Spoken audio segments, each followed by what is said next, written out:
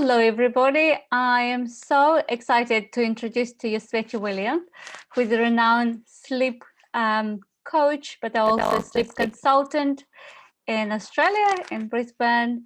Also, she's the author of the book Fix My Sleep, and she's also the founder of Sleep Online Academy, who is coaching other sleep coaches like me. So I'm really my honor to have you here, Sveti, today. And we'll talk about, I want you maybe add anything else about yourself, what you want, and then we'll talk about mental health and sleep.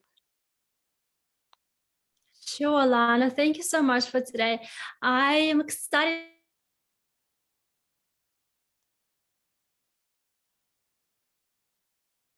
I run Sleep Academy online and teach coaches to become teach people to become certified sleep coaches, and I love it so much that I actually dedicated my whole life for sleep and teaching about sleep and insomnia specifically.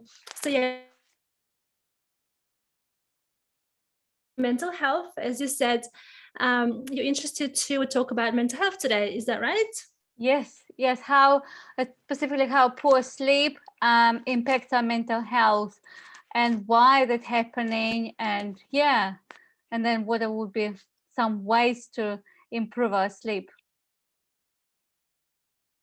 Yeah, so poor sleep, first of all, it's good to know that, or everyone should know that poor sleep affects about 40% of people, well, specifically Australians, because I look at Australian research, and that was the data from 2017. So I believe there's more people now sleep deprived, more than 50% of people are sleep deprived, and they're not at all. So therefore, having more and more diagnoses of mental health disorders, so including anxiety, depression, and other.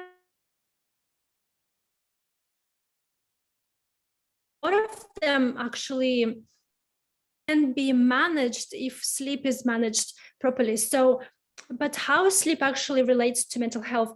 Sleep and mental health are very tightly wedded. So very close, kind of support each other. So if somebody's not getting enough sleep, their mental health struggles. And when we have good sleep, we're mentally resilient, and we are able to basically overcome daily stressful situations at no extra stress or detriment to our health or mental health,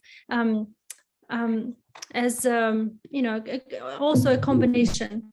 I just want to add a bit to that, Sveti, that quite often I explain to my client that what happens at night when your brain doesn't shut down, it almost doesn't get rid of all the toxins in our brain. So it means that on the next day we'll struggle to deal with stress, and we are not focusing very well. It's almost like your brain is tired and not refreshed after a good night's sleep, and that's why you're more prone to anxiety, you're more prone to depression and stress. So you can't manage also your moods as well when you have a good night's sleep.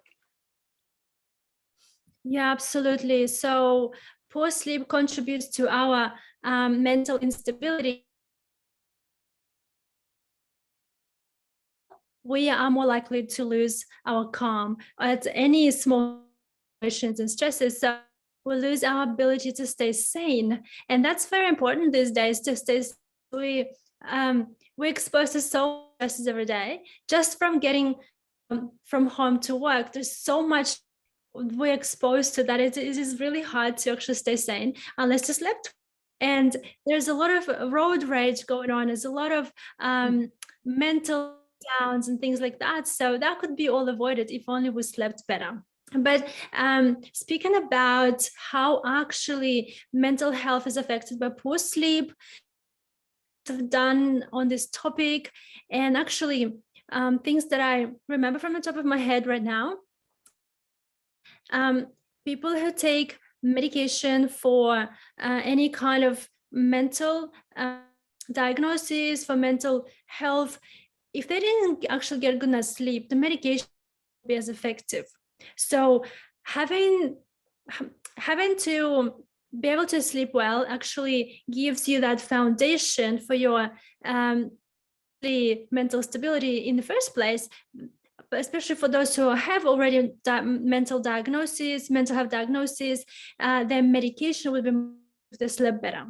That's a very interesting point. You said that it's almost a good night's sleep will help your medication to work. It means you're getting better result if you're sleeping better with medication. Otherwise, quite often I do hear actually people are saying when they struggle with sleep and don't sleep well, only a few hours at night, then the medication seems like almost is not working, and it just seems like there is no point of taking that medication. And then they get to that really hard place when medication is not working, I'm not sleeping. How do I put it all together? Yeah, how can I function? How can I move forward? Yeah. So thank you for bringing it up. I think I know now why. Yeah, so yeah. But also another interesting fact is that a lot of times diagnosed with depression, anxiety, and similar diagnosis, they get diagnosed with this particular mental health issues well. So long-term poor sleep will contribute to that, or the most and the only factor that contributes to it. So the very, very big factor. So it's very important to put a lot of emphasis on good sleep, and then your mental health will be much better, and you actually may avoid being diagnosed with any kind of mental health disorders. That's right. Yeah, and quite often for some people maybe insomnia and poor sleep contributes to their mental health problems, and that's kind of the better way to manage, as you said, either anxiety or depression with good night's sleep. Yep. Yeah. So important. Yeah, brilliant. So let's talk a little bit. What can we suggest for people when they're struggling with both, with their mental health and with sleep? How actually to approach that? How to improve their sleep? Yes, so this is a very fact that people who suffer from mental health disorders, they actually can't sleep at night. So it basically cycle. You need sleep, but you can't sleep. And they know it. They get even more frustrated because they can't sleep. So it's almost like it's kind of like that vicious cycle, and they cannot actually break out of this cycle. So their mental health disorder is actually exacerbated. Therefore, they're declining in their firstly in their disorder, but recovery from that disorder. So most people see they actually start what do you start actually trying to think? How do you actually start to improve the sleep, therefore improve mental health? Especially in this COVID lockdown, we actually just got out of lockdown. All right. Yep. Down. So where do you what comes first, mental health, sleep? Basically, you need it all. And how do you actually get everything to work for you? So, and it's quite often it's a similar approach to sleep and mental health, because quite often to improve your sleep, you prioritize things that are important, that you're doing your daytime daily routines, you're looking after yourself, your mental health. So it's kind of, in some ways it's a similar approach, but also it's slightly different. Yeah, exactly. So, but there are so many, people often are diagnosed with mental health and a sleep. Yeah, is often not one of the priorities for the doctor to actually diagnose. obstructive sleep apnea, central sleep apnea, and other disorders of sleep. So how do we actually, so this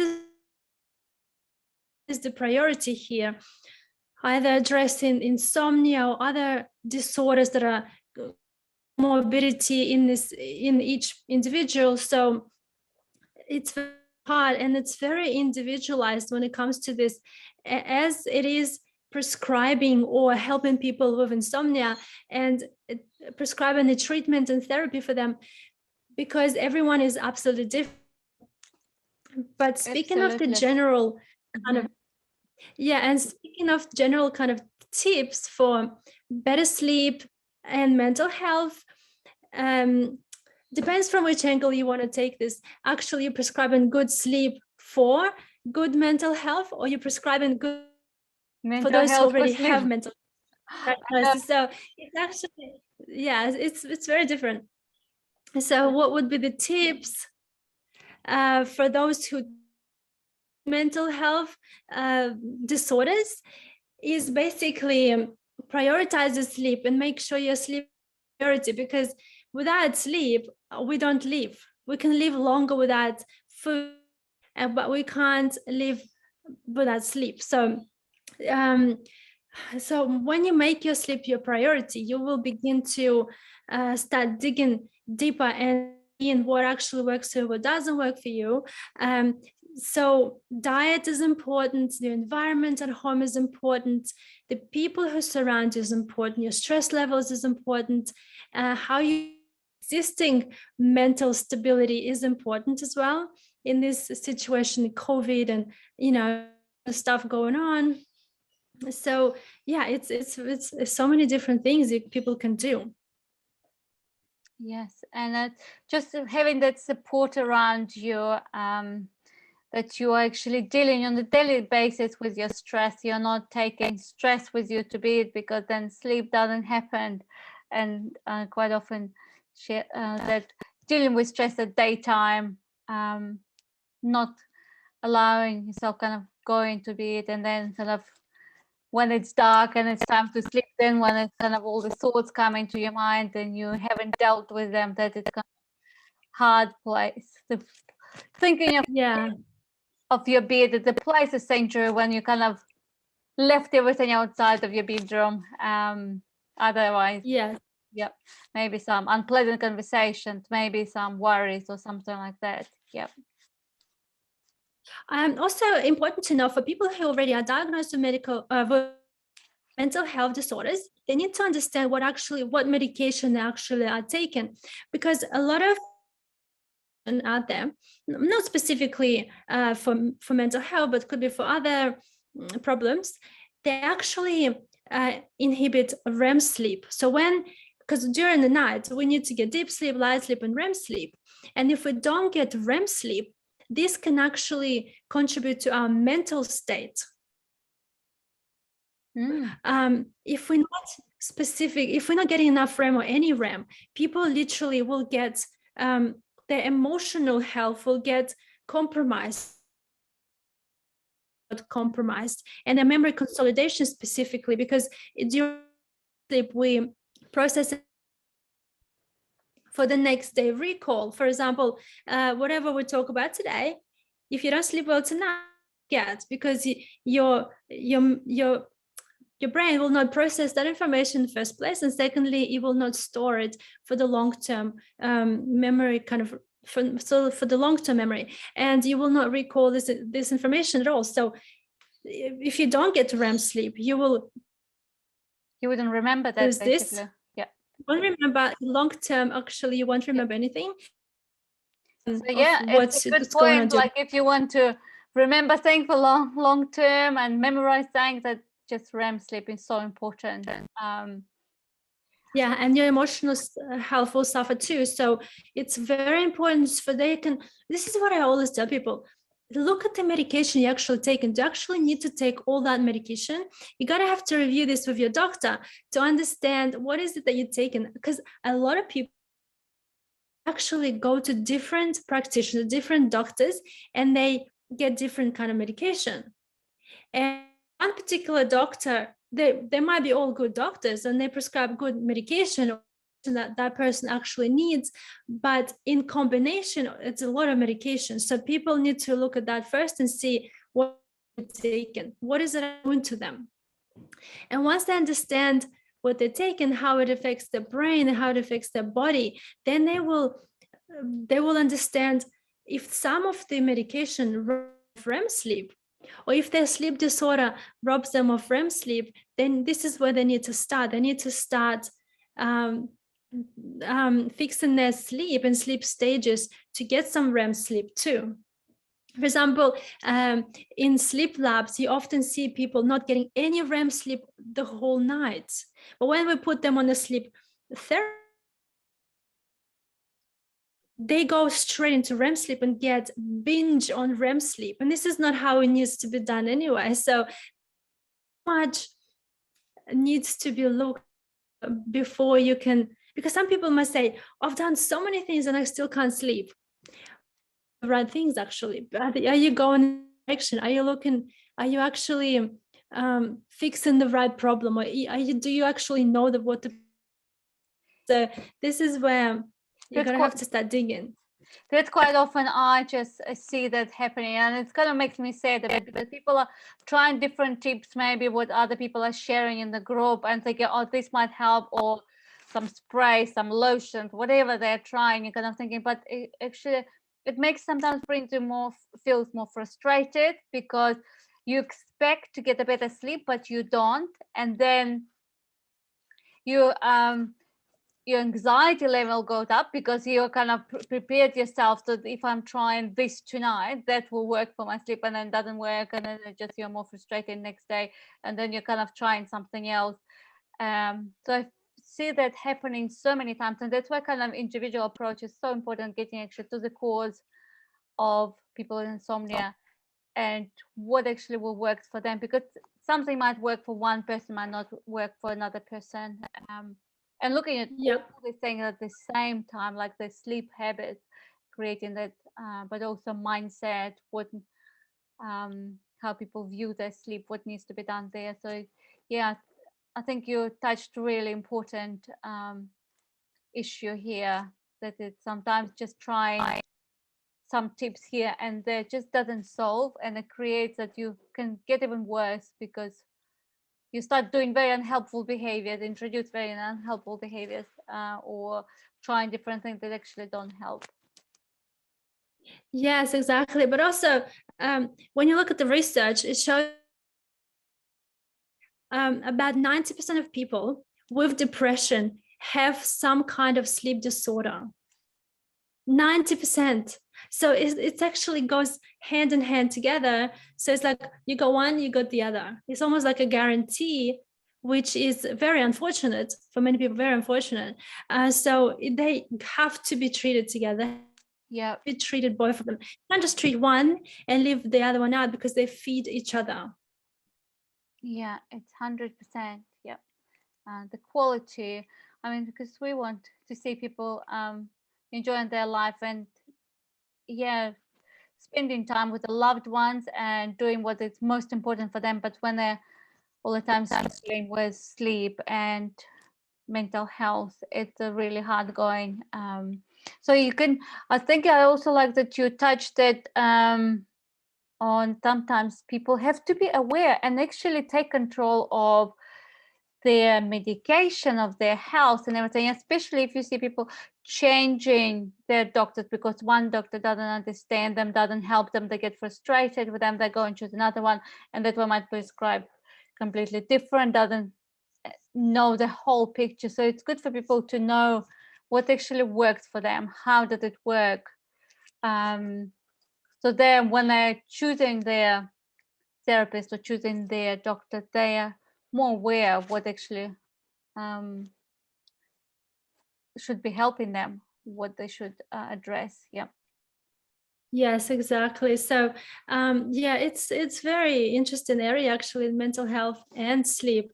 I work in both areas, actually, and I see this every single day. Medication, prescriptions. I see people with medication, drug addictions, prescription drug addiction, and these people do anything to go and get another prescription. So this is why it's important to look into that as well, as well as the different factors at home, for example, factors that aren't. Yeah. You can actually regulate at home, and you can change things at home, like sleep disruptors, and introduce and help you sleep better, and help people in your house to sleep better. Because if one person doesn't sleep and have mental health problems, other people know about it and they suffer as well. So to protect people in house as well, it's important to help your mental health and to help your house too. Sveti, I've got a question for you. Actually, it's not quite related, but maybe it is related. But I quite often hear from some people, they say, it's because being in my family. I know my parents struggled with insomnia, my grandparents struggled with insomnia, always kind of someone in the family. How much do you think is genetics? How much is the mindset? So so it'll be interesting to hear your view on that. Well, now look at this is science, right? Genetically, we inherit, well, there's only 25% of us inherit the genes from our parents, only 25%, right? So 75% chances we didn't get our genes, those bad genes from our parents. So that's just pure science, right? But like you said, learned behavior is also a very big factor. So a lot of, what is it, nurture versus nature. So this is where psychology comes in place. And how much do people actually understand psychology and that part of our brain? Again, it comes to the brain and how it works and how actually we function. So yes, it is a thing for many people, because let's say children grew up in an environment where parents or one parent, let's say mom suffered with insomnia and mental health. So the children will actually pick up some of that behavior, and they can go a few directions. They either want to have nothing to do with that kind of behavior and they create their own, or they 100% copy that behavior and they become the product of that environment. Or they actually pick up some behavior and they mix it with their own and they have some of it, but they're trying to constantly heal themselves and try to deny that this didn't come from the parents, where they subconsciously know and this is where it comes from, and that behavior, or there's some kind of attachment where they don't want to change. So there's a few different scenarios here. And directions that it actually goes. But yeah, there is a nature versus nature, nurture versus nature thing. However, does not mean you have to have mental health or insomnia if your parents had it. Yeah. Yes, so it's really good to hear that, because quite often people kind of almost like label themselves, and rather than trying to understand, is it something I learned, picked up, is it something because I saw it and I was in my environment, because environment, that we know that the children grow, and it just plays such a huge role in what we learn, what we pick up from our family, and how we kind of try and those our habits. So yeah, so that's huge. And probably underneath that, they don't think, oh, it's because of my genes, because of the family, but it's more probably something you learned from the family or picked up those. So it's, yeah, really good to hear that, because I was wondering myself, kind of looking and reading a bit about that and trying to research. Yeah.